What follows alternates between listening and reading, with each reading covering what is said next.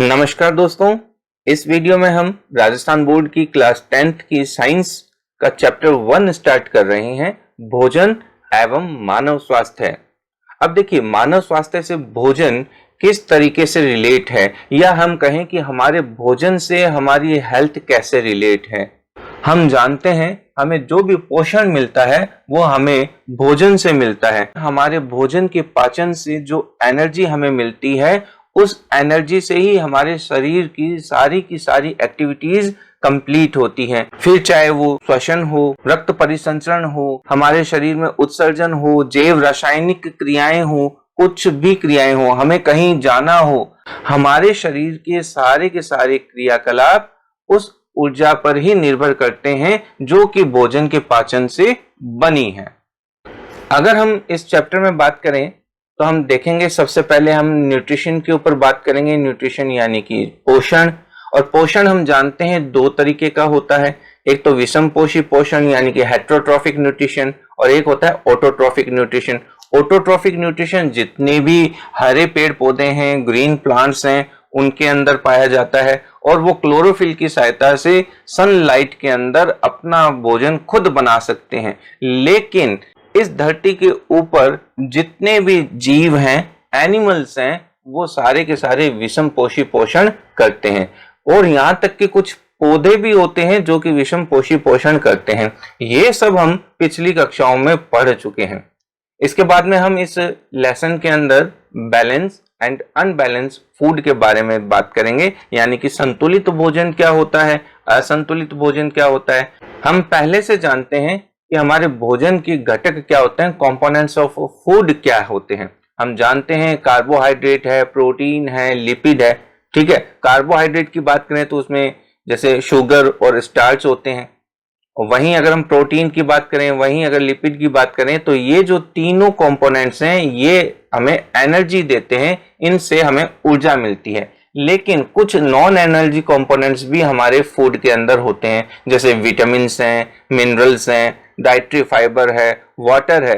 Water के बगैर तो हम हमारे जीवन की कल्पना भी नहीं कर सकते हैं। इसके बाद में हम देखेंगे कि अगर इनकी कोई थोड़ी भी कमी हो जाए तो फिर उसका हमारे शरीर के ऊपर क्या इफेक्ट होता है। अगर हम विटामिन मेल न्यूट्रिशन की बात करें, प्रोटीन मेल न्यूट्रिशन की बात करें, और या फिर हम मिनरल मेल न्यूट्रिशन की बात करें। उसके बाद में हम मनुष्य के स्वास्थ्य के बारे में बात करेंगे, ह्यूमन हेल्थ के ऊपर डिस्कशन करेंगे, यानी properties of drinking water and harmful effects of polluted water. जो पीने का पानी है उसमें क्या क्या प्रॉपर्टीज होनी चाहिए, उसमें क्या क्या गुण होने चाहिए। या फिर अगर हम प्रदूषित जल पीते हैं, पॉल्यूटेड वाटर अगर इंटेक करते हैं, तो उसके हमारे शरीर पर क्या हार्मफुल इफेक्ट्स होते हैं। उसके बाद में हम ओबेसिटी के ऊपर बात करेंगे, जो कि आज की एक वर्ल्ड वाइड प्रॉब्लम हो रही है, ओबेसिटी। उसके बाद में हम ब्लड प्रेशर पर डिस्कशन करेंगे। इसके बाद में हम इंटॉक्सिकेंट एंड ह्यूमन हेल्थ के ऊपर डिस्कशन करेंगे। इंटॉक्सिकेंट का मतलब है नशीले पदार्थ। तो नशीले पदार्थों में हम गुटखे के बारे में देखेंगे, टोबैको यानी तंबाकू के बारे में, अल्कोहल यानी मदिरा के बारे में, ओपियम यानी कि अफीम के बारे में, और उसके साथ साथ में कुछ अदर इंटॉक्सिकेंट सब्सटेंस के बारे में भी बात करेंगे। उसके बाद में हम दवाओं का जो दुरुपयोग होता है उसके बारे में बात करेंगे। और इस चैप्टर के अंत के अंदर हम अडल्ट्रेशन इन फूड प्रोडक्ट्स यानी कि खाद्य पदार्थों में मिलावट के दुष्प्रभाव के ऊपर भी डिस्कशन करेंगे। देखिए मित्रों, ये चैप्टर आपके लिए बहुत ही फायदेमंद रहने वाले हैं। अगर आपने मेरे चैनल को सब्सक्राइब नहीं किया है तो आप सब्सक्राइब कीजिए और बेल आइकन को जरूर प्रेस कीजिए, ताकि आपको आने वाले वीडियोस के नोटिफिकेशन मिलते रहें। तो अब हम स्टार्ट करते हैं। पोषण जीवन का आधार है। पोषण के रूप में जीव अपने वातावरण से विभिन्न पदार्थ प्राप्त करता है। ये पदार्थ पाचन क्रिया के माध्यम से जीव के शरीर का अंग बनकर शरीर की विभिन्न आवश्यकताओं की पूर्ति करते हैं। अच्छे स्वास्थ्य के लिए संतुलित आहार लेने की जरूरत है। संतुलित आहार शरीर को मजबूत बनाता है तथा रोगों से लड़ने के लिए रोग प्रतिरोधक क्षमता को बढ़ाता है। साथ ही संतुलित आहार दिमाग को तेज तथा स्वस्थ बनाता है। स्वस्थ भोजन के अभाव में थकान और अन्य कई प्रकार के रोग हो सकते हैं। अनुभवों के आधार पर यह तथ्य ठीक तरह से जान लिया गया है कि जीवन के संचालन हेतु कार्बोहाइड्रेट, प्रोटीन, वसा, खनिज लवण, विटामिन तथा जल उचित मात्रा में उपलब्ध हो। संतुलित भोजन वह है जिसमें सभी आवश्यक पोषक उपलब्ध हो।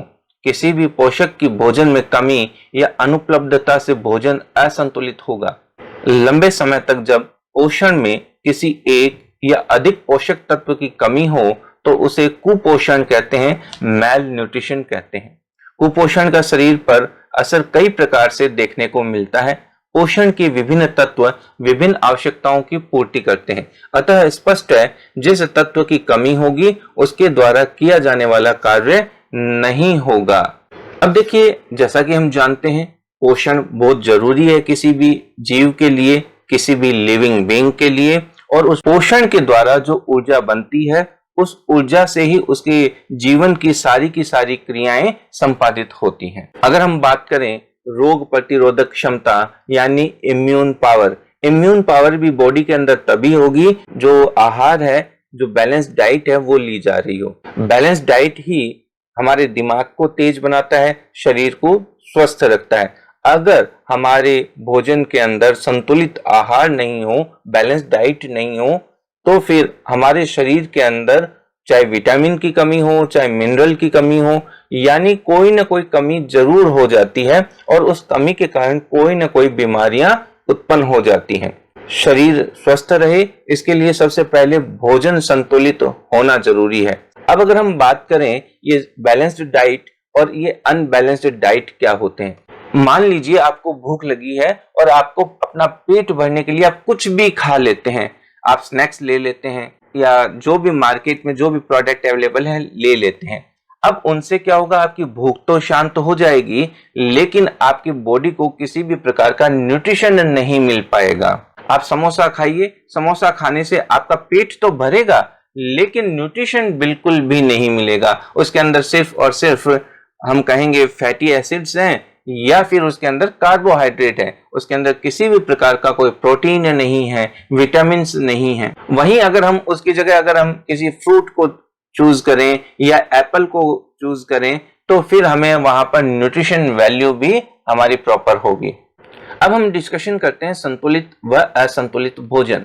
हमारे देश में कुपोषण का एक बड़ा कारण लोगों को सभी पोषक तत्वों से युक्त संतुलित भोजन पर्याप्त मात्रा में नहीं मिलना है, मगर कई उदाहरण ऐसे भी आते हैं कि बुरी आदतों के कारण संतुलित भोजन का उचित उपयोग नहीं हो पाता और व्यक्ति कुपोषण के लक्षण प्रदर्शित करने लगता है। कुपोषण का प्रभाव शारीरिक एवं मानसिक यानी फिजिकली और मेंटली दोनों प्रकार की दुर्बलताओं के रूप में प्रकट होता है। यहाँ हम कुपोषण के कुछ प्रभावों की चर्चा करेंगे। अब देखिए, सीधा सीधा हमारी डाइट का जो असर है हमारी हेल्थ पर और हमारी मेंटलिटी के ऊपर आता है। जरूरी नहीं है कि सिर्फ और सिर्फ पॉवर्टी यानी गरीबी ही कुपोषण का कारण हो। कई बार हमारे भोजन की गलत आदतों के कारण भी कुपोषण होता है। हमारे सिलेबस में हम 3 प्रकार के कुपोषण की बात करेंगे। एक तो विटामिन कुपोषण है यानी कि विटामिन मेल न्यूट्रिशन की बात करेंगे, एक हम प्रोटीन मेल न्यूट्रिशन यानी प्रोटीन के कुपोषण की बात करेंगे और उसके बाद में हम खनिज कुपोषण यानी मिनरल मेल न्यूट्रिशन पर डिस्कशन करेंगे। देखिए मित्रों, आपकी स्क्रीन के ऊपर मैं कुछ इमेजेस भी साथ साथ में ऐड कर रहा हूं। इन इमेजेस के द्वारा आपको जो अंडरस्टैंडिंग में काफी हेल्प मिलेगी, तो आप ध्यान से इस वीडियो को देखिए और सुनिए। अब हम देखिए विटामिन की बात करते हैं। विटामिन ए जो है, विटामिन ए से रतौंधी यानी कि नाइट ब्लाइंडनेस नाम की डिजीज हो जाती है। इस डिजीज में प्रकाश या रात में दिखाई नहीं देता है, यानी कि विजन जो है यानी हमारी जो दृष्टि है वो क्लियर नहीं हो पाती है। नेक्स्ट विटामिन की बात करें, थायमिन यानी विटामिन B12। इस विटामिन की कमी से बेरी नाम की डिजीज हो जाती है। बेरी के अगर हम लक्षणों की बात करें तो इसमें जो हार्ट बीट है यानी कि हृदय की जो धड़कन है वो कम हो जाती है। हमारी जो मसल्स और नर्व्स जो हैं यानी कि पेशियां और तंत्रिकाएं वो वीक हो जाती हैं। फिर हम बात करते हैं नेक्स्ट विटामिन राइबोफ्लेविन यानी कि विटामिन B2। राइबोफ्लेविनोसिस नाम की डिजीज हो जाती है। इसमें मुख के किनारे एवं होठ की त्वचा का फटना होता है। इसी के साथ साथ जो स्मृति में कमी हो जाती है यानी मेमोरी लॉस भी हो जाता है। फिर हम बात करते हैं विटामिन B3। विटामिन B3 यानी कि नियासिन और इससे पेलेग्रा नाम की डिजीज हो जाती है। इस पर जीभ व त्वचा पर पपड़ियां बन जाती हैं।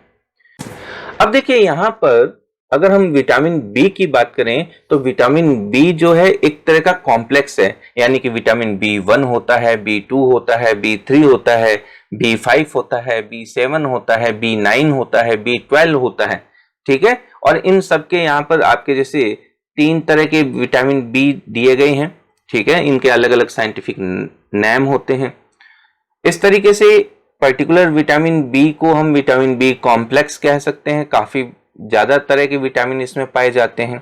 नेक्स्ट हम डिस्कशन करते हैं एस्कॉर्बिक एसिड यानी कि एस्कॉर्बिक अम्ल या फिर विटामिन सी। विटामिन सी की कमी से स्कर्वी नाम की डिजीज हो जाती है। इसमें मसूड़ों से खून आता है, त्वचा पर चकत्ते बन जाते हैं। नेक्स्ट है विटामिन डी। इससे रिकेट्स नाम की डिजीज हो जाती है और इसमें पैरों की हड्डियां मुड़ जाती है, घुटने पास पास में आ जाते हैं।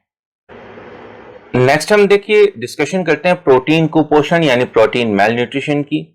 अब देखिए गरीबी के कारण लोग भोजन में प्रोटीन पर्याप्त मात्रा में सम्मिलित नहीं कर पाते हैं और कुपोषण का शिकार हो जाते हैं। देखिए जैसा कि हम जानते हैं हमारे फूड के अंदर कार्बोहाइड्रेट, प्रोटीन और वसा ये मेन कंपोनेंट्स होते हैं।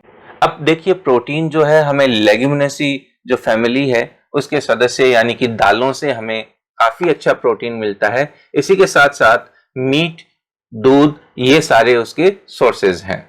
अब देखिए प्रोटीन कुपोषण के कारण सामान्यतः क्वाशियोरकोर और मैरेस्मस नाम की डिजीज हो जाती है। अगर हम क्वाशियोरकोर और मैरेस्मस में अंतर देखना चाहें तो इसमें कुछ अंतर है, बाकी दोनों ये प्रोटीन की कमी के कारण ये डिजीज होती है।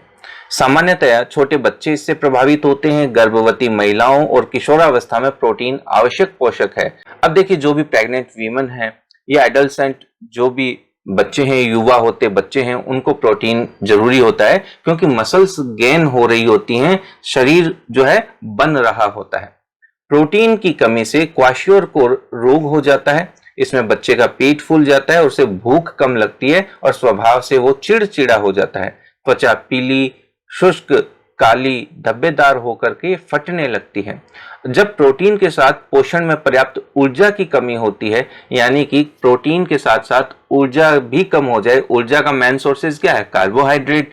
ठीक है, यानी प्रोटीन के साथ साथ कार्बोहाइड्रेट की भी कमी हो जाए तो शरीर सूख कर दुर्बल हो जाता है, आंखें कांतिहीन एवं अंदर धंस जाती है। इस स्थिति को हम मैरेस्मस रोग कहते हैं।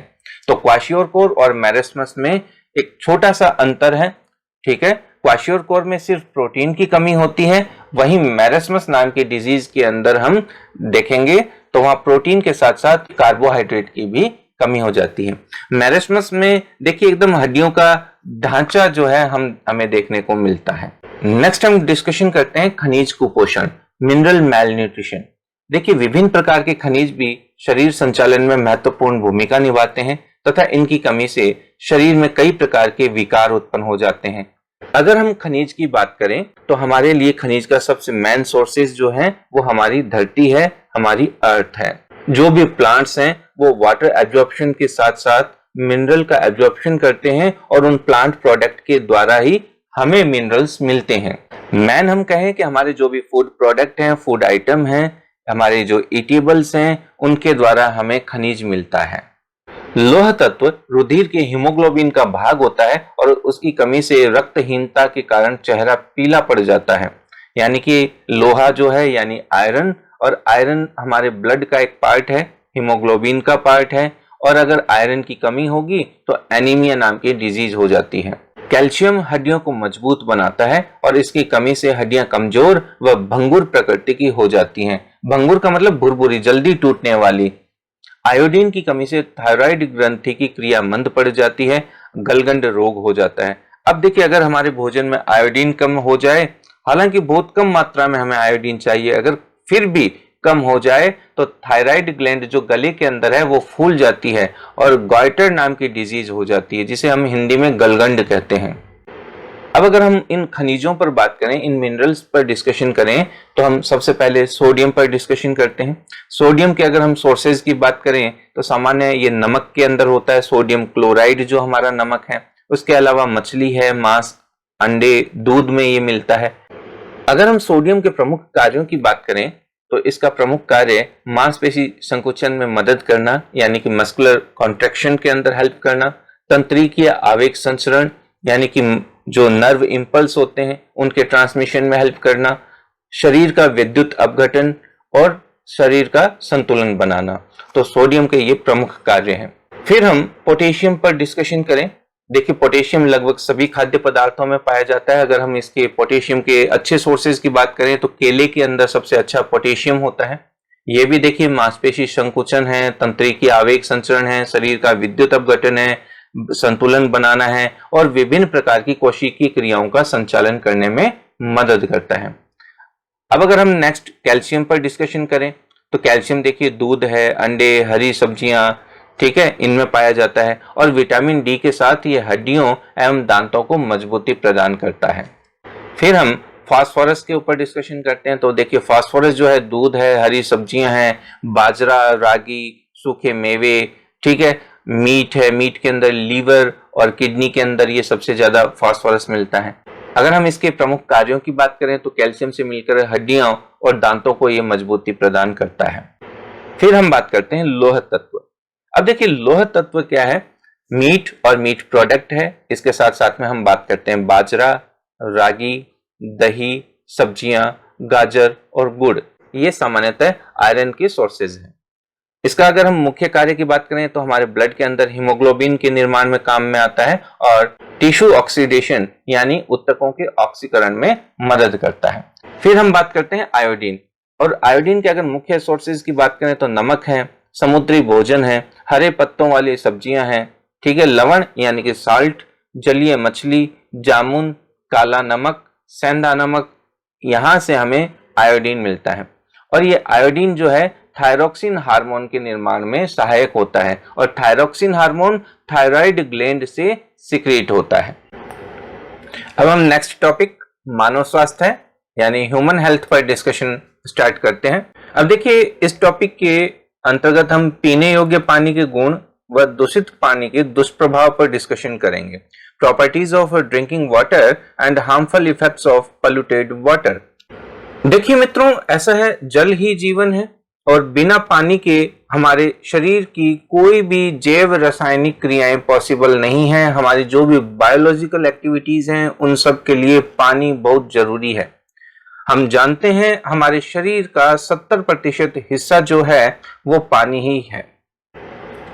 हम इंसान इतने कम जल के स्रोतों का इस तरह से दोहन कर रहे हैं कि जल्दी हमारे सामने जल संकट अपने विकराल रूप में मौजूद होगा। हमारे उपयोग का लगभग सारा जल नदियों, झीलों या भूमिगत स्रोतों से आता है। हम जल के उपयोगों के साथ उसे प्रदूषित भी करते हैं। इस तरह हम द्विधारी तलवार से अपने जीवन दाता पर वार कर रहे हैं। जल की उपयोगिता की चर्चा करना व्यर्थ है। यदि कहूं कि जल ही जीवन है तो अतिशयोक्ति नहीं होगी। जल का उपयोग पीने, भोजन बनाने, नहाने, बर्तन व कपड़े धोने, कृषि व उद्योगों में किया जाता है। जल पृथ्वी पर पाई जाने वाली एकमात्र ऐसी चीज है जो पदार्थ की तीनों अवस्था, ठोस यानी कि बर्फ, तरल यानी कि जल और गैस यानी जल वाष्प रूपों में एक साथ प्राकृतिक तौर पर मौजूद है। जो जल हमें मिलता है उसमें कई तरह के कण व सूक्ष्म जीव होते हैं। उनमें से कुछ हमें फायदा पहुंचाते हैं और कुछ हमारा नुकसान भी करते हैं। अब देखिए मित्रों, जो पानी है हमारे लिए बहुत ही जरूरी है। इसके बगैर हम जीवन की कल्पना भी नहीं कर सकते हैं। जैसा कि हम अभी भी चर्चा कर चुके हैं, हमारे शरीर का 70% हिस्सा पानी है। हमारी सारी जैव रासायनिक क्रियाएं, हमारे शरीर की जितनी भी अन्य क्रियाएं, सारी की सारी पानी पर निर्भर है। बिना पानी के इस धरती पर जीवन संभव नहीं है।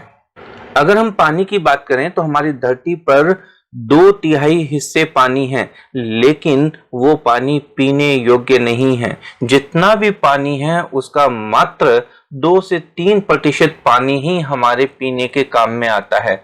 वो सारा का सारा पानी ग्लेशियर्स के रूप में, नदियों के रूप में, हमारे अंडरग्राउंड वाटर के रूप में हमारे पास उपलब्ध है। नेक्स्ट टॉपिक हम डिस्कशन करते हैं, पीने योग्य जल में निम्न गुण होने चाहिए। तो देखिए मित्रों, जल में आंखों से दिखने वाले कण और वनस्पति नहीं होने चाहिए, हानि पहुंचाने वाले सूक्ष्म जीव नहीं होने चाहिए, जल का पीएच संतुलित होना चाहिए और जल में पर्याप्त मात्रा में ऑक्सीजन घुली हुई होनी चाहिए। अब देखिए जल का पीएच की बात करें तो पीएच है वो उदासीन होनी चाहिए यानी कि 7 होनी चाहिए, ना तो पीएच कम हो यानी कि अम्लता वाला पानी होना चाहिए, ना ही पीएच 7 से ज्यादा होनी चाहिए ना यानी कि क्षारीय पानी भी नहीं होना चाहिए। तो एक बैलेंस्ड होना चाहिए। इसी के साथ साथ पानी में पर्याप्त मात्रा में ऑक्सीजन भी घुली हुई होनी चाहिए। हमारा शरीर कई तरह की जिम्मेदारियां निभाता है। जल इस काम में शरीर की मदद करता है। शरीर की समस्त उपापचयी क्रियाएं जल के द्वारा ही संपादित होती है। इसलिए डॉक्टर भी अक्सर मशवरा देता है कि एक दिन में कम से कम 8 गिलास पानी पीना चाहिए। यदि आप शारीरिक श्रम यानी कि फिजिकल लेबर ज्यादा करते हो तो आपको ज्यादा मात्रा में पानी पीना चाहिए। सही मात्रा में पानी पीने से शरीर का उपापचय यानी कि मेटाबॉलिज्म सही तरीके से काम करता है। प्रत्येक दिन 8 से 10 गिलास पानी पीने से शरीर में रहने वाले जहरीले पदार्थ यानी कि टॉक्सिक सब्सटेंस बाहर निकल जाते हैं, जिससे शरीर रोग मुक्त रहता है। शरीर में पर्याप्त मात्रा में पानी रहने से शरीर में चुस्ती और ऊर्जा बनी रहती है, थकान का एहसास नहीं होता है। पानी से शरीर में रेशों यानी कि फाइबर की पर्याप्त मात्रा कायम रहती है, जिससे शरीर की रोग प्रतिरोधक क्षमता बढ़ती है और बीमारियां होने का खतरा कम रहता है। प्रचुर मात्रा में पानी पीने से शरीर में आवश्यक चर्बी जमा नहीं होती है। उचित मात्रा में पानी पीने से शरीर में किसी प्रकार की एलर्जी होने की आशंका कम हो जाती है। साथ ही फेफड़ों में संक्रमण, अस्थमा और आंत की बीमारियां आदि भी नहीं होती है। नियमित भरपूर पानी पीने से पथरी होने का खतरा भी टला रहता है। पर्याप्त मात्रा में पानी पीने वाले को सर्दी जुकाम जैसे रोग नहीं घेरते हैं। अब देखिए मित्रों, ये जो भी लेसन है इसका अगर हम कंक्लूजन देखें इस पैराग्राफ का तो सीधा सीधा मतलब है कि हमें रोजाना 3 से 4 लीटर पानी पीना चाहिए। देखिए पानी, जितना पानी हम पिएंगे हमारी मेटाबॉलिक एक्टिविटी है वो बड़ी शानदार रहेगी, और अगर हमारी मेटाबॉलिक एक्टिविटी अच्छी है तो हमारी बॉडी के अंदर अच्छे से एनर्जी फॉर्मेट होगी, और अगर अच्छे से एनर्जी फॉर्मेट होगी तो ऑब्वियसली हम एनर्जेटिक रहेंगे। ठीक है, हमारे फेस पे एक अलग तरीके की चमक रहेगी, हमारा इम्यून सिस्टम पावरफुल हो जाएगा। अब देखिए आप सिर्फ और सिर्फ पानी पीने से हमें रोगों से मुक्ति मिलती है, हमारा इम्यून सिस्टम पावरफुल हो जाता है। देखिए ये बात यूं ही नहीं कही जाती है कि जल ही जीवन है, हमारी जो बेसिक रिक्वायरमेंट है वो पानी है। इस तरीके से हम कह सकते हैं कि जो स्टोन प्रॉब्लम है उसमें भी रिलीफ मिलता है। स्टोन प्रॉब्लम में तो कई बार डॉक्टर्स ऐसा कहते हैं कि आप 8 से 10 लीटर पानी पीजिए, इतना पानी पीजिए कि आपकी किडनी ऑटोमेटिक क्लीन हो जाए।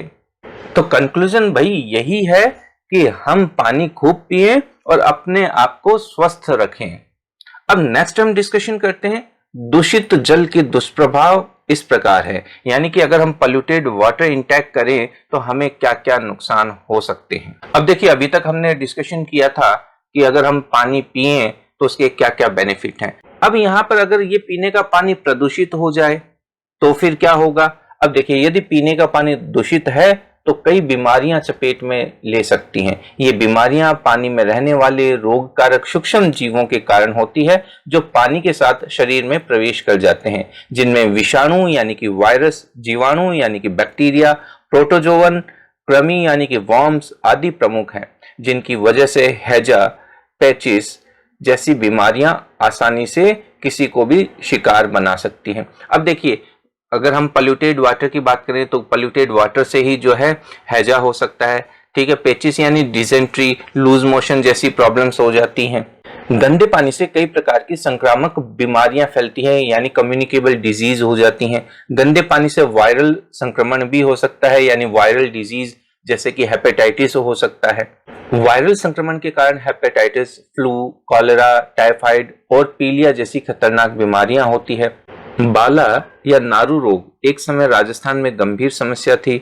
इसका रोगजनक ड्रैकनकुलस मेडिनेंसिस नामक कृमि है। इसकी मादा कृमि अपने अंडे सदैव परपोषी में यानी कि मनुष्य के शरीर के बाहर जल में देती है।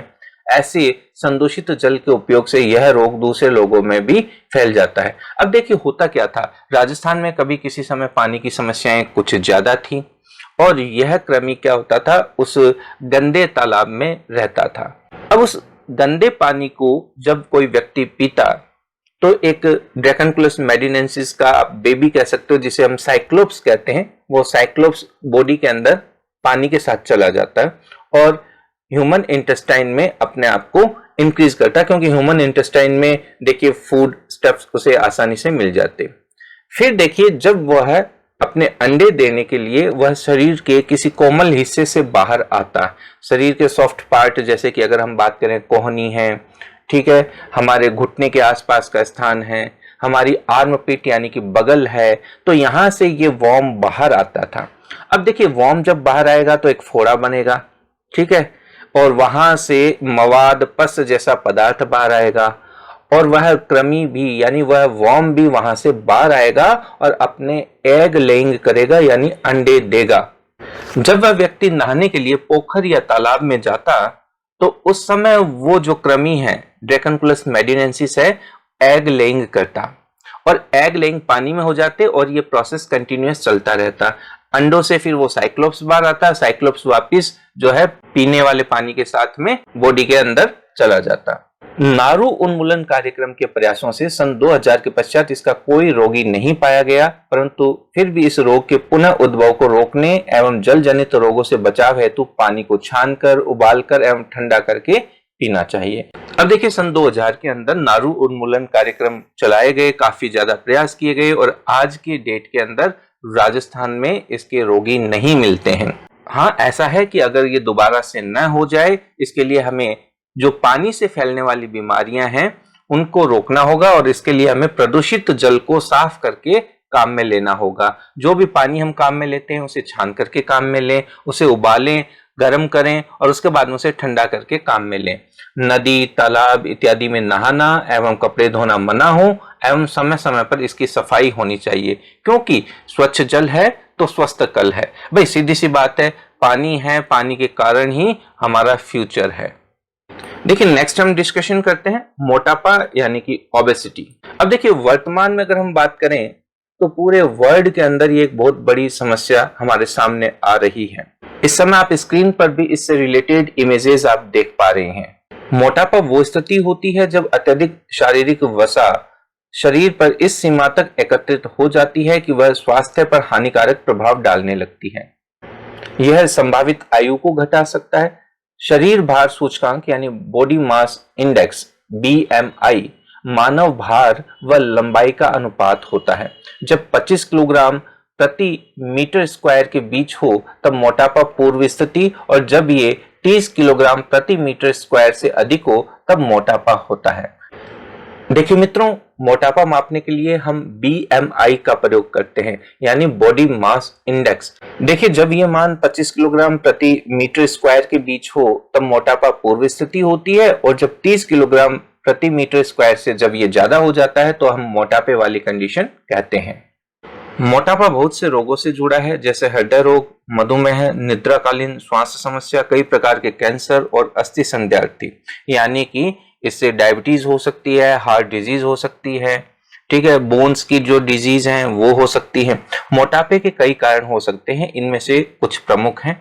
मोटापा और शरीर का वजन बढ़ना ऊर्जा के सेवन और ऊर्जा के उपयोग के बीच असंतुलन के कारण होता है। इसका मतलब यह है कि हम जो है फूड को इंटेक खूब कर रहे हैं और उस जो एनर्जी को हम यूटिलाइज नहीं कर रहे हैं।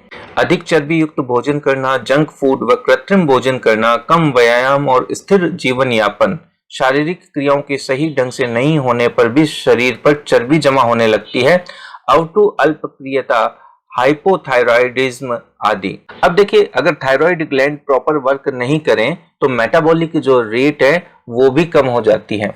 बहुत बार थायराइड ग्लैंड के प्रॉपर वर्क नहीं करने के कारण भी मोटापा बढ़ सकता है। इसके अलावा एक्सरसाइज नहीं करना।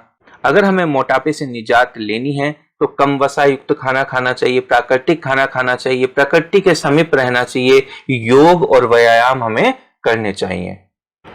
नेक्स्ट हम डिस्कशन करते हैं ब्लड प्रेशर या रक्तचाप। देखिए मित्रों, जैसा कि हम जानते हैं हमारे शरीर में ब्लड सर्कुलेशन होता है।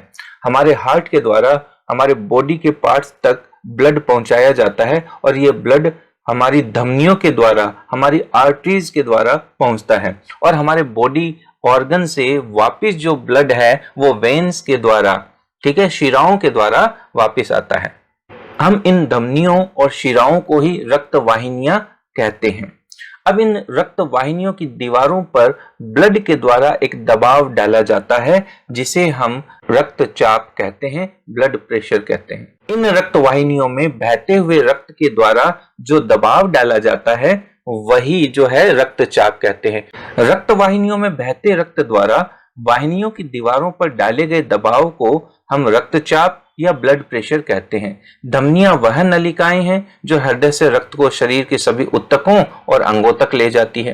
किसी व्यक्ति का रक्तचाप सिस्टोलिक, डायस्टोलिक रक्तचाप के रूप में अभिव्यक्त किया जाता है, जैसे 120/80। तो सिस्टोलिक अर्थात ऊपर की संख्या धमनियों के दाब को दर्शाती है। इसमें हृदय की मांसपेशियां संकुचित होती हैं और धमनियों में रक्त को पंप करती हैं। अब जैसे ही देखिए जो हमारा हार्ट है वो कॉन्ट्रैक्शन करता है, ठीक है, जैसे ही वो कॉन्ट्रैक्शन करता है तो प्रेशर बहुत बढ़ जाता है और ब्लड बहुत तेजी से फ्लो होता है। इसे हम सिस्टोलिक कहते हैं। ये जो प्रेशर है इसको बोलते हैं 120 mmHg। फिर हम बात करते हैं डायस्टोलिक रक्तचाप अर्थात नीचे वाली संख्या धमनियों में उस दाब को दर्शाती है जब संकुचन के बाद हृदय की मांसपेशियां शिथिल हो जाती हैं। अब देखिए कॉन्ट्रैक्शन के बाद में वो एक बार रिलैक्स होती हैं। जिस समय रिलैक्स होती हैं उस समय उनका जो प्रेशर है ऑब्वियसली कम हो जाता है, तो वो जो कम वाला है उसको हम डायस्टोलिक कहते हैं और वो 80 mmHg होता है। एक सामान्य व्यक्ति का सिस्टोलिक रक्तचाप पारे के यानी हाइग्रेंशियम Hg के 90 और 120 मिलीमीटर के बीच तथा डायस्टोलिक रक्तचाप पारे के 7 से 80 मिलीमीटर के बीच होता है। रक्तचाप को मापने वाले यंत्र को रक्तचाप मापी यानी स्फाइग्मोमैनोमीटर कहते हैं। 1733 में स्टीफन हेल्स ने पहली बार रक्तचाप घोड़ों में मेजर किया और 1983 में कॉपलर ने रक्तचाप को परिभाषित किया। अब देखिए यहाँ पर एक क्वेश्चन क्रिएट होता है। सबसे पहले ब्लड प्रेशर को किसने मेजर किया? स्टीफन हेल्स ने घोड़ों में किया, ठीक है। ब्लड प्रेशर की डेफिनेशन किसने दी? तो कॉपलर ने दी। यहाँ पर आप स्फाइग्मोमैनोमीटर को देख पा रहे हो। जब कभी हम डॉक्टर के पास जाते हैं तो इस तरीके के इंस्ट्रूमेंट के द्वारा वो हमारा जो ब्लड प्रेशर है वो चेक करता है। अब देखिए ब्लड प्रेशर से रिलेटेड जो डिजीज होती है उनको हम लो ब्लड प्रेशर और हाई ब्लड प्रेशर कहते हैं। तो सबसे पहले हम बात करते हैं निम्न रक्तचाप यानी कि लो ब्लड प्रेशर। वह दाब जिसमें धमनियों और नसों में रक्त का प्रवाह कम होने के लक्षण या संकेत दिखाई देते हैं। जब रक्त का प्रवाह काफी कम होता है तो मस्तिष्क, हृदय तथा गुर्दे यानी किडनी जैसी महत्वपूर्ण इंद्रियों में ऑक्सीजन व पौष्टिक आहार नहीं पहुंच पाते हैं, जिससे यह अंग सामान्य रूप से काम नहीं कर पाते और स्थायी रूप से क्षतिग्रस्त हो सकते हैं। अब देखिए अगर ब्लड प्रेशर लो हो जाता है तो क्या होगा? ब्लड की सप्लाई प्रॉपर नहीं होगी और अगर ब्लड की सप्लाई प्रॉपर नहीं हो रही है तो सबसे पहले जो जिसकी कमी होती है वो होती है ऑक्सीजन की। अगर बॉडी में ऑक्सीजन की सप्लाई कम हो जाती है तो एनर्जी लेवल डाउन हो जाता है, तो इसलिए वह व्यक्ति एकदम निस्तेज हो जाता है, थकान महसूस करता है, बेहोशी आने लगती है और उसके बाद में न्यूट्रिशन वैल्यू जो बॉडी के ऑर्गन्स तक पहुंचनी चाहिए थी वो नहीं पहुंच पाती है क्योंकि ब्लड प्रेशर तो लो हो चुका है। नेक्स्ट हम डिस्कशन करते हैं हाई ब्लड प्रेशर। धमनियों में अधिक दाब के कारण होता है। यह चिंता, क्रोध, ईर्ष्या, भ्रम, कई बार आवश्यकता से अधिक भोजन खाने से, मैदे से बने खाद्य पदार्थ, चीनी, मसाले, तेल, घी, अचार, मिठाइयाँ, मांस, चाय, सिगरेट व शराब के सेवन से, श्रमहीन यानी लेबरलेस जो लाइफ स्टाइल है यानी कि हमारी अगर लाइफ स्टाइल खराब हो रही है, व्यायाम के अभाव से हो सकता है। उच्च रक्तचाप का समय पर निदान महत्वपूर्ण है। अब देखिए हाई ब्लड प्रेशर में क्या होता है कि आप ये मान लीजिए कि ये एक हमारी ब्लड वेसल है और इसमें से क्या होता है? ब्लड फ्लो होता है। इसमें से क्या होता है?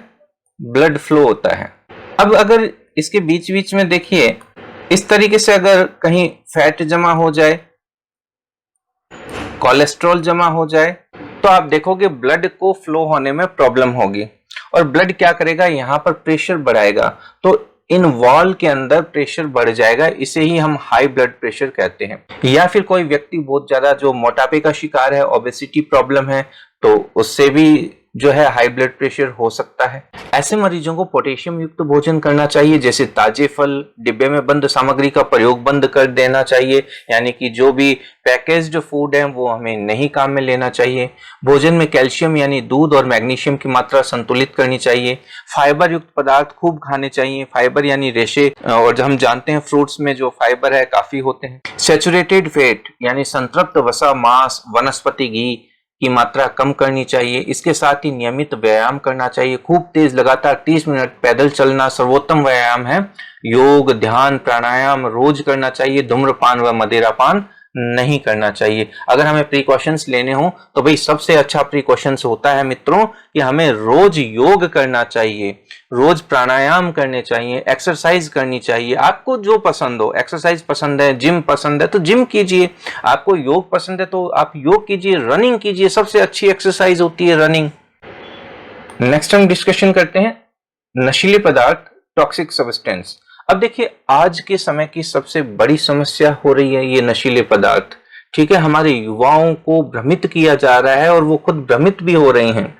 एक अनजाने आनंद की तलाश के अंदर जो बच्चे हैं, जो युवा हैं, वो नशीले पदार्थ ले रहे हैं और इससे घर, परिवार, उनका फ्यूचर सब कुछ तबाह हो जाता है।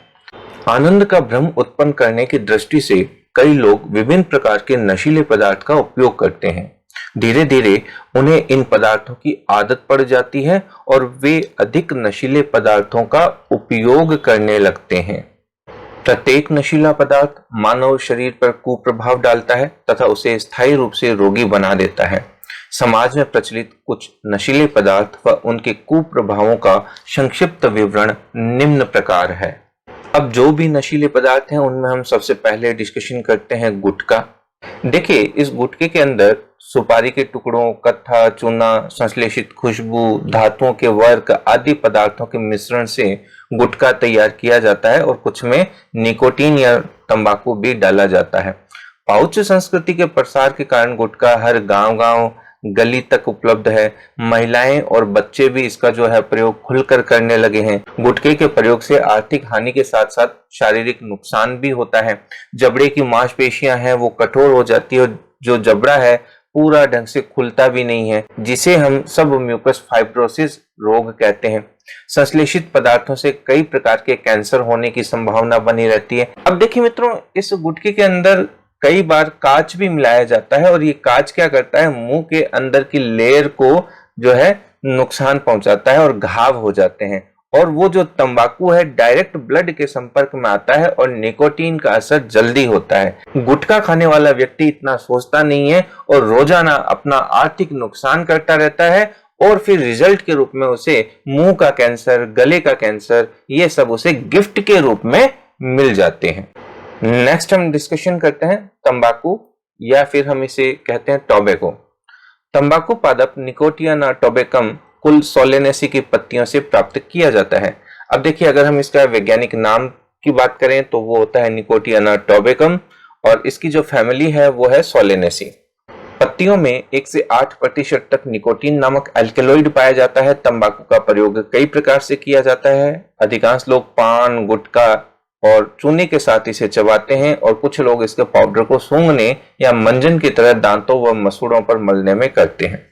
तंबाकू को बीड़ी, सिगरेट, चीलम, सिगार, हुक्का या अन्य रूप से उपयोग किया जाता है। तंबाकू के उपयोग से होने वाली हानियां निम्न है। तंबाकू के निरंतर संपर्क में आने से मुंह, जीभ, गले व फेफड़े आदि का कैंसर होने की जो पॉसिबिलिटीज हैं वो बढ़ जाती हैं। तंबाकू में उपस्थित निकोटीन धमनियों की दीवारों को मोटा कर देता है, जिससे रक्त दाब व हृदय स्पंदन की दर बढ़ जाती है। अब देखिए जो हमारी आर्टरीज हैं उनकी वॉल्स को ये मोटा कर देता है और ब्लड प्रेशर हाई हो जाता है। गर्भवती महिलाओं द्वारा तंबाकू का सेवन करने पर भ्रूण विकास की गति मंद पड़ जाती है। अगर प्रेग्नेंट वीमन इसका इस्तेमाल करती है तो जो उसके पेट में जो बच्चा पल रहा है, जो एम्ब्रियो है, उसके डेवलपमेंट पर असर आता है और वह प्रॉपर डेवलप नहीं हो पाता है। सिगरेट के धुएं में उपस्थित कार्बन मोनोऑक्साइड लाल रुधिर कणिकाओं को नष्ट करके रुधिर की ऑक्सीजन परिवहन की क्षमता को कम कर देता है। अब देखिए इसके धुएं में कार्बन मोनोऑक्साइड होता है और कार्बन मोनोऑक्साइड जब हमारे रक्त के साथ घुलता है तो देखिए ऑक्सीजन कैरिंग कैपेसिटी जो हमारे ब्लड की है ना वो कम हो जाती है। सिगरेट, बीड़ी आदि के दुष्प्रभाव उसका सेवन करने वाले के साथ साथ उसके पास में बैठने वाले पर भी पड़ते हैं, क्योंकि वातावरण में फैला निकोटीन युक्त धुआं हवा के साथ उनके फेफड़ों में भी पहुंचता है। यही कारण है कि कानून बनाकर सार्वजनिक स्थानों पर धूम्रपान पर रोक लगा दी गई है। प्राप्त जानकारी के अनुसार विश्व में प्रतिवर्ष 60 लाख से ज्यादा लोग तंबाकू का उपयोग करने के कारण असामयिक मौत का शिकार हो जाते हैं और इनमें से लगभग 50 लाख तंबाकू के प्रत्यक्ष सेवन से तथा 10 लाख की मृत्यु अप्रत्यक्ष सेवन से होती है। देखो मित्रों, प्रत्यक्ष सेवन में वे लोग आते हैं जो डायरेक्ट इनका प्रयोग कर रहे हैं और अप्रत्यक्ष में वो लोग आते हैं जो उनके पास में बैठते हैं। देखिए नेक्स्ट हम डिस्कशन करते हैं मदिरा पर। इसे मैं हमारे समाज की एक आवश्यक बुराई भी कहना चाहूंगा। एक तरफ तो लोग इसका प्रयोग करते हैं, इकोनॉमिकली नुकसान होता है, परिवार टूटते हैं, वहीं दूसरी तरफ लोग इसे अपना स्टेटस सिंबल मानने लग गए हैं और बच्चों के ऊपर सबसे ज्यादा बुरा प्रभाव होता है, क्योंकि वो मेंटली ये सोचते हैं अच्छा सोसाइटी में ये व्यक्ति कर रहा है ना, मेरा ये रिलेटिव कर रहा है ना, मैं भी करूंगा। इस तरीके से गलत जो है राह हम लोग पकड़ रहे हैं। इसलिए ये जो भी टॉक्सिक सब्सटेंस है हमें ये मान लेना चाहिए ये हमारे लिए फायदेमंद नहीं है। मदिरा कई प्रकार से बनाई जाती है मगर सभी में नशे का जो कारक है वो एथिल अल्कोहल C2H5OH होता है। विभिन्न प्रकार की मदिराओं में इसका प्रतिशत भिन्न भिन्न होता है। मदिरा सेवन की प्रवृत्ति निरंतर बढ़ रही है और उसके दुष्प्रभाव सामने आ रहे हैं। मदिरा सेवन से मानव स्वास्थ्य पर होने वाले कुप्रभाव निम्न है।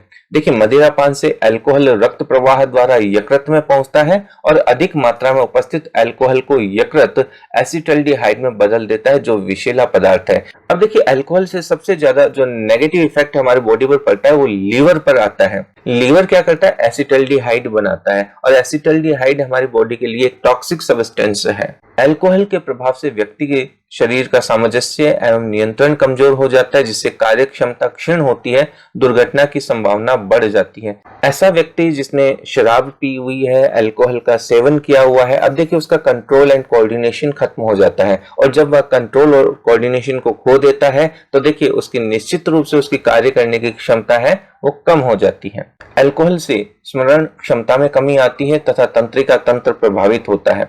इसके प्रभाव से वसीय यकृत रोग हो जाता है जिससे प्रोटीन व कार्बोहाइड्रेट संश्लेषण पर प्रभाव पड़ता है, यानी कि जो लीवर का जो फैटी एसिड डिजीज है वो हो जाती है। इससे व्यक्ति की आर्थिक स्थिति कमजोर होती है तथा सामाजिक प्रतिष्ठा को ठेस पहुंचती है। देखिए हम जानते हैं हमारी सोसाइटी में भले ही ये स्टेटस सिंबल माना जाने लग गया हो लेकिन हम क्या सोचते हैं, अरे उसने शराब पी है। इस तरीके से हम उसकी सामाजिक प्रतिष्ठा कम कर देते हैं और कहीं न कहीं उसकी सामाजिक प्रतिष्ठा को ठेस पहुंचती है और आर्थिक नुकसान तो होता ही है। नेक्स्ट हम डिस्कशन करते हैं अफीम, ओपियम। अफीम पादप पेपेवर सोमनिफेरम के कच्चे फल से प्राप्त दूध के सूखने से बनता है। दूध में लगभग 30 प्रकार के अल्कलॉइड पाए जाते हैं। यहाँ पर ये जो दूध है इस अफीम के पौधे से जो दूध जैसा सब्सटेंस निकलता है, लेटेक्स निकलता है, उसकी बात कर रहे हैं। इनमें से मॉर्फिन, कोडीन, निकोटीन, सोमनिफेरिन, पेपेवरिन प्रमुख है। मॉर्फिन व कोडीन का प्रयोग दर्द निवारक दवा बनाने हेतु किया जाता है, इस कारण इसकी खेती की जाती है। अब देखिए इससे पेन किलर बनाए जाते हैं और पेन किलर के लिए हमें इसकी खेती करनी होती है। शांति व आनंद की अनुभूति प्राप्त करने के लिए अफीम या उससे बने नशीले पदार्थ हेरोइन का उपयोग कई लोगों के द्वारा किया जाता है। ग्रामीण क्षेत्रों में गम या खुशी के अवसरों पर अफीम की मनोहार करने की प्रथा आज भी है। अब देखिए इसे जो केसर गलाना, केसर घोलना, इस तरीके की प्रथाएं चलती है जिसमें क्या किया जाता है, अफीम का सेवन किया जाता है। ग्रामीण क्षेत्रों में कई माताएं अपने छोटे बच्चों को सुलाने के लिए अफीम खिलाती है। कोई भी कारण हो, अफीम का सेवन व्यक्ति को उसका आदी बना देता है, आदतन हो जाता है वह व्यक्ति। प्रारंभ में कम मात्रा ली जाती है, परंतु धीरे धीरे मात्रा को बढ़ाने में मजबूर हो जाते हैं। अफीम के डोडे, अब आप यहाँ पर देखिए, ये इमेज देख पा रहे हो, ये जो छिलके वाला फल है इसे ही हम डोडा कहते हैं। अफीम के डोडे यानी फल बित्ती उबालकर पीने की लत भी बहुत से लोगों में होती है।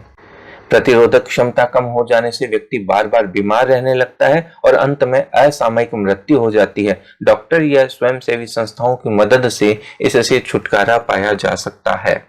तो इस तरीके से कोई भी नशीला पदार्थ क्यों न हो, वह हमारे लिए नुकसानदायी है।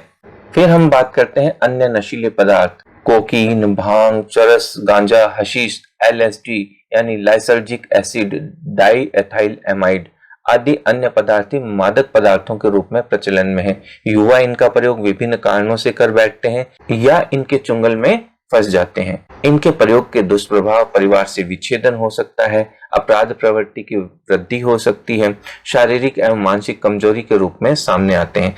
ऐसे युवा और ऐसे व्यक्ति जिनको इनकी लत लग जाती है, इनकी आदत के शिकार हो जाते हैं, वे कोई भी अपराध करने से नहीं डरते हैं, क्योंकि उन्हें सिर्फ नशीला पदार्थ चाहिए, उसके लिए वे किसी भी हद तक जाते हैं। इस कारण से वो एक तरीके से मेंटली वीक हो जाते हैं। इसलिए हमें किसी भी प्रकार के नशे की आदत नहीं होनी चाहिए। अब हम बात करते हैं नेक्स्ट पॉइंट, दवाओं का दुरुपयोग।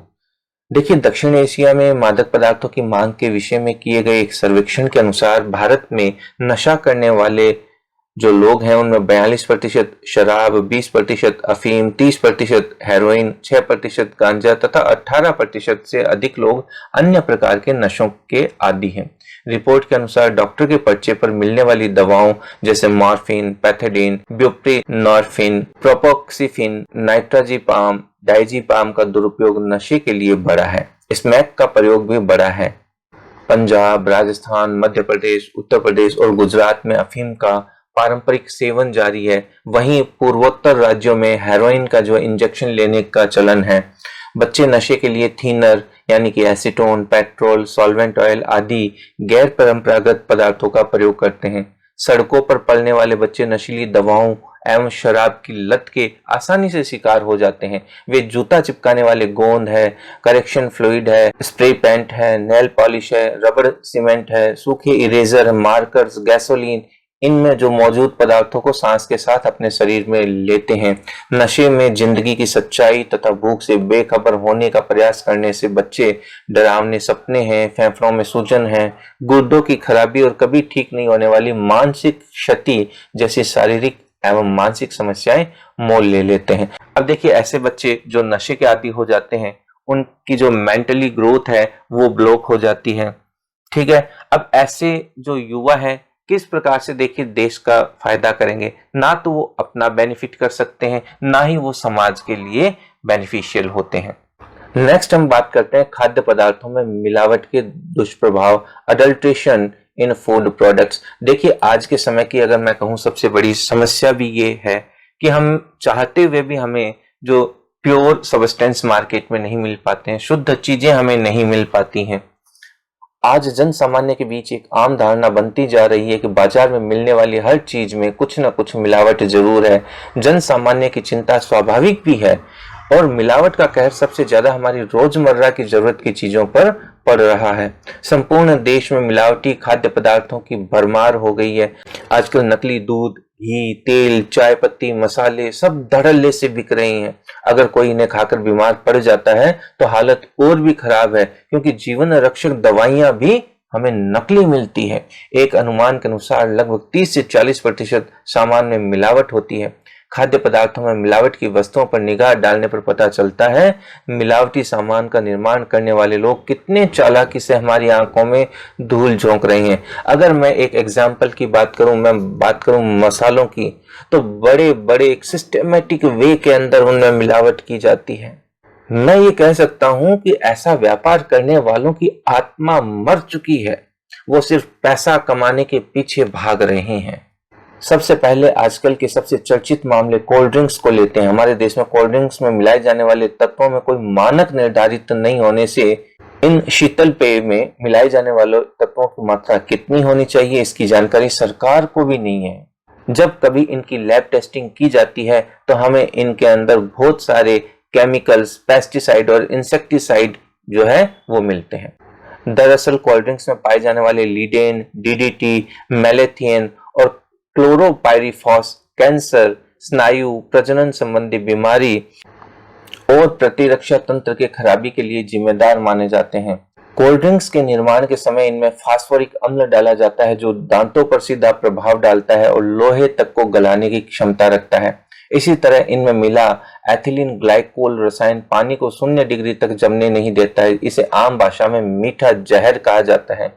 इसी प्रकार बोरिक, एरिथॉर्बिक और बेंजोइल अम्ल मिलकर कोल्ड ड्रिंक्स को अति अम्लता प्रदान करते हैं, जिससे पेट में जलन, खट्टी डकारें, दिमाग में सनसनी, चिड़चिड़ापन, एसिडिटी और हड्डियों के विकास में अवरोध उत्पन्न हो जाता है। कोल्ड ड्रिंक्स में 0.4 ppm शीशा डाला जाता है जो स्नायु, मस्तिष्क, गुर्दा, लीवर और मांसपेशियों के लिए घातक होता है।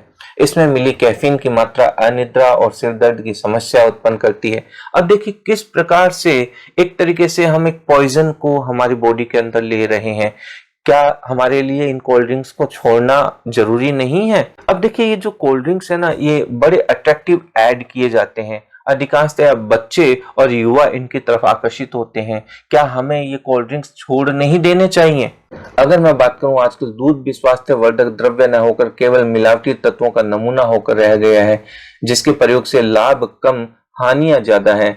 हालत यह है, लोग दूध के नाम पर urea, detergent, soda, poster colour और रिफाइंड तेल पी रहे हैं। उत्तर प्रदेश में स्वास्थ्य विभाग की जांच से ये चौंकाने वाला आंकड़ा सामने आया है कि राज्य के 25% लोग घटिया, मिलावटी और हानिकारक दूध पी रहे हैं।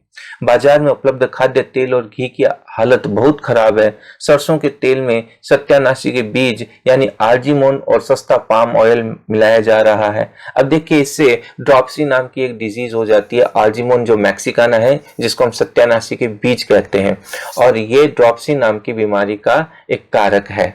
देशी घी में वनस्पति घी की मिलावट मानो आम बात हो गई है। मिर्ची पाउडर में ईंट का चूरा, सौंफ पर कृत्रिम हरा रंग, हल्दी में लेड क्रोमेट व पीली मिट्टी, धनिया और मिर्च में गंधक, काली मिर्च में पपीते के बीज मिलाए जा रहे हैं। फल और सब्जियों में चटक रंग के लिए रासायनिक इंजेक्शन लगाए जा रहे हैं। ताजा दिखने के लिए लेड और कॉपर विलियन का छिड़काव, सफेदी के लिए गोभी पर सिल्वर नाइट्रेट का छिड़काव किया जा रहा है।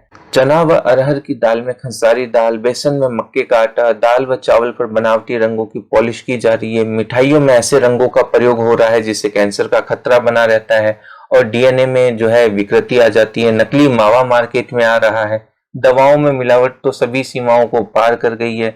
इसका अंदाज तो इसी बात से लगाया जा सकता है कि नकली दवाओं की समस्या और औषधि विनिमय पर गठित मार्शल समिति ने नकली दवाओं का धंधा करने वालों को मृत्यु दंड तक देने की सिफारिश की है। अब देखिए मित्रों, प्रश्न यह उठता है कि आखिर मिलावट के इस महारोग से निपटने में कानूनी रूप से क्या प्रावधान है? सच्चाई तो यह है कि समस्या की जड़ में देश में जरूरी मानकों का अभाव है। सुरक्षित भोजन के संदर्भ में भारत में मुख्य कानून जो है वो है 1954 का खाद्य पदार्थ अल्प मिश्रण निषेध अधिनियम PFA। इस कानून का नियम 65 खाद्य पदार्थों में कीटनाशकों या मिलावट का नियमन करता है, लेकिन यह नियम दोषी लोगों को सजा दिलाने में लगभग नाकाम ही साबित हो रहा है, जिससे ये लोग पकड़े जाने के बाद छूटकर पुनः उसी धंधे में लग जाते हैं। कानून चाहे कितने ही कठोर बना दिए जाएं, लेकिन जब तक काम चोरी या स्पष्ट अक्षमता, जानबूझकर या गलती से जांच कार्य को कमजोर करना, मुकदमों का सही ढंग से चलना, धन शक्ति और राजनीतिक प्रभावों का इस्तेमाल तथा कछुए की चाल से चलती न्याय प्रक्रिया में परिवर्तन नहीं होता है, बात बनने वाली नहीं है। सरकार यदि वास्तव में मिलावट को रोकने के लिए दृढ़ संकल्प हो जाए तो इसमें कोई दो राय नहीं है कि उस पर रोक न लग जाए। आवश्यक बस एक ठोस नीति और उस पर उचित क्रियान्वयन की है। अब देखिए मित्रों, सरकार को क्या करना होगा कि ठोस कदम उठाने होंगे, कुछ नीतियां यानी कानून बनाने होंगे जिससे उचित कार्यवाही कर सके। हमारा जो सरकारी तंत्र है, सरकारी मशीनरी है, उसको अपनी ईमानदारी का परिचय देना होगा। फिर देखिए कैसे मिलावट पर लगाम लगाई जाती है। हमें भी उपभोक्ता होने के नाते कुछ जागरूकता अपनानी होगी। अगर हमें पता लग जाता है कि पर्टिकुलर प्रोडक्ट में कुछ मिलावट है, तो हमें एक बार उसका प्रयोग एकदम से बंद करना होगा, ताकि उसकी जो मांग है वो कम हो जाए। और जैसे ही मांग कम होगी, किसी भी कंपनी का सरवाइव करना देखिए पॉसिबल नहीं होगा। तो इसी के साथ मित्रों अपना ये चैप्टर कंप्लीट हो जाता है। आई होप आपको ये चैप्टर अच्छे से समझ में आया होगा। आप चैनल को सब्सक्राइब कीजिए, लाइक कीजिए, शेयर कीजिए। मिलते हैं नेक्स्ट वीडियो में। Thank you. जय हिंद, जय भारत।